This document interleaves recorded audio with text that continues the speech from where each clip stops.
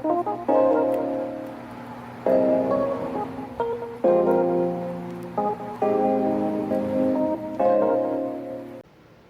tal amigos? Como siempre es un gusto saludarlos y contar con su grata presencia.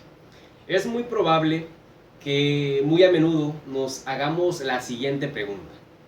¿Qué hacer cuando una persona no cumple con una obligación pactada? Es decir, eres el acreedor afectado. Y precisamente de eso trata el tema que nos compete el día de hoy. Y me gustaría comenzar el análisis de este tema con el siguiente caso práctico. Juan y Pedro celebran un contrato de mutuo en el cual Juan es el mutuante y Pedro el mutuario. Pedro acude a Juan para comentarle que realmente necesita esa cantidad de dinero. Juan le comenta que sí, que se lo puede prestar, pero que realmente necesita que le devuelva el dinero el 22 de mayo del 2021, ya que el día 30 tiene que pagar la letra de su nuevo coche. Y si no paga el día 30, le va a generar intereses y pues tendrá que pagar más dinero, ¿no? Pedro le dice que sí, que no hay problema, que el 22 de mayo o incluso antes va a cumplir con la obligación de devolverle los 50,000 pesos. Resulta ser que llega el 22 de mayo y Pedro no cumple con la obligación. Pedro no le paga a Juan. Juan preocupado, pasó 25, 26 de mayo y Juan ya está muy preocupado porque realmente no sabe qué hacer, ya que pues no va a poder pagar la letra de su coche y eso le va a generar intereses, ¿no? Entonces Juan se pregunta qué hacer. Y esto es lo que en el derecho se llama el incumplimiento de las obligaciones. Cuando una obligación se hace exigible y el deudor no cumple en tiempo con esta, es lo que en el derecho se llama que el deudor incurre en mora. Y la mora trae y acarrea diversas consecuencias. Pero considero que es necesario saber qué es la mora. La mora es el injusto retardo en el cumplimiento de una obligación, sin que existan causas que justifiquen dicho incumplimiento, ya que la realidad es que muchas veces se puede justificar el que una persona no cumpla con una obligación, ya sea por caso fortuito o por fuerza mayor. Pero ¿cuáles son las consecuencias que acarrea la mora? En primer término, el que el deudor incurre en mora le otorga el derecho al acreedor de exigir, antes que cualquier otra cosa, el cumplimiento exacto de la prestación no cumplida, que en este supuesto sería el que le pague los 50,000 pesos intactos.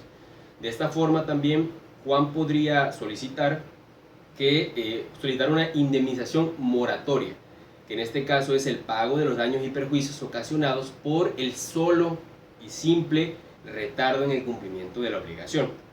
También podría exigir del deudor, de Pedro, una indemnización compensatoria, que es el equivalente al pago de los daños y perjuicios ocasionados por el incumplimiento absoluto de la obligación. La responsabilidad civil es una obligación especial que surge del incumplimiento de una obligación anterior. El maestro Rafael Rojina Villegas nos dice que en la doctrina tradicional era necesario que se conformaran 3 elementos para que pudiera producir sus efectos la responsabilidad civil. El primero es que el deudor incurriera en mora. El segundo es que se ocasionaran daños y perjuicios al acreedor por el incumplimiento de la obligación. Y el tercero es que existiera una culpa contractual. Me gustaría analizar estos 3 elementos de la siguiente manera. El que el deudor incurre en mora pasa cuando la obligación se hace exigible. Si hablamos de que esta obligación del ejemplo del contrato de mutuo debía de cumplirse el 22 de mayo del 2021 y no se cumplió el 22 de mayo del 2021, Pedro, que es el deudor, ya incurrió en mora. ¿Por qué? Porque no está cumpliendo con la obligación. Que existan daños y perjuicios. En todo incumplimiento de obligaciones de contratos habrá daños y perjuicios al acreedor, ya que estamos hablando realmente de un interés jurídico. Y la culpa contractual es algo que se presume. Si yo no cumplo, y en este caso, aterrizándolo al ejemplo, si Pedro no cumple con esta obligación, no cumple realmente, ¿por qué? Por culpa, porque existe una culpa contractual, ya que pues fue quizá por falta de responsabilidad, que no juntó el dinero para pagarle, en este caso, a Juan.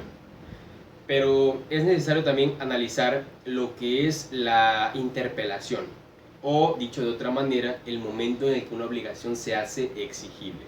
Las obligaciones que están sujetas a plazo se hacen exigibles en el momento en el que se da la llegada del término suspensivo. Es decir, se hace exigible la obligación desde el momento en el que pactaron en el contrato que el 22 de mayo tenía que ser cumplida esa obligación y no fue cumplida. Desde ese momento esa obligación ya se hizo exigible.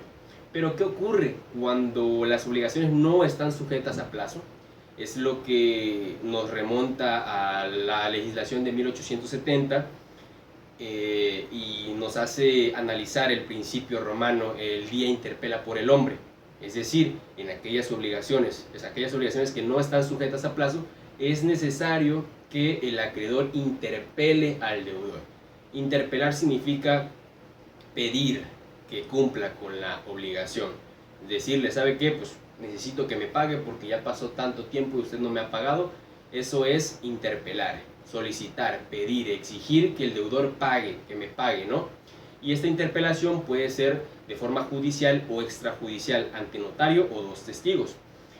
Me gustaría darles una recomendación, un pequeño consejo.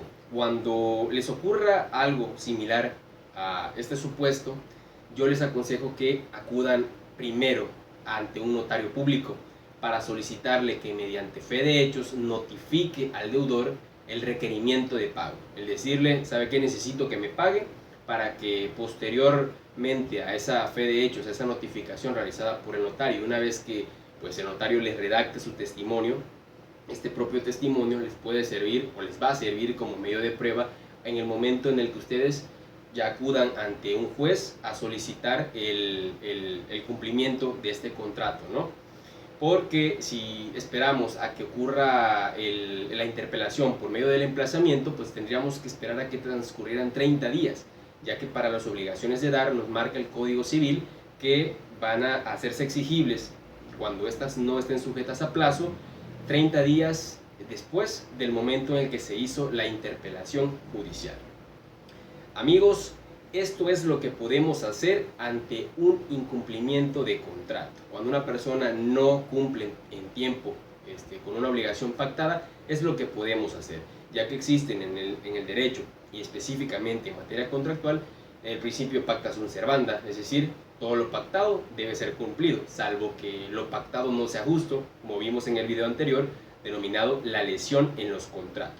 Existe también el principio de que todas las personas responden ante el incumplimiento de sus obligaciones con todos sus bienes presentes y futuros, lo que puede llevarnos a que en alguna etapa del juicio se pueda decretar el embargo si el deudor alega no tener con qué pagar la obligación, pero si tiene bienes, estos pueden ser embargados para que con el producto de la venta de estos bienes se pueda pagar al acreedor afectado. Y de esta forma, Juan podrá tener una solución consistente en la remuneración de la cantidad de dinero que prestó y que no le fue cumplida la obligación. Amigos, les agradezco mucho por la atención prestada. Espero que este video pueda ser de mucha ayuda. Saludos para todos.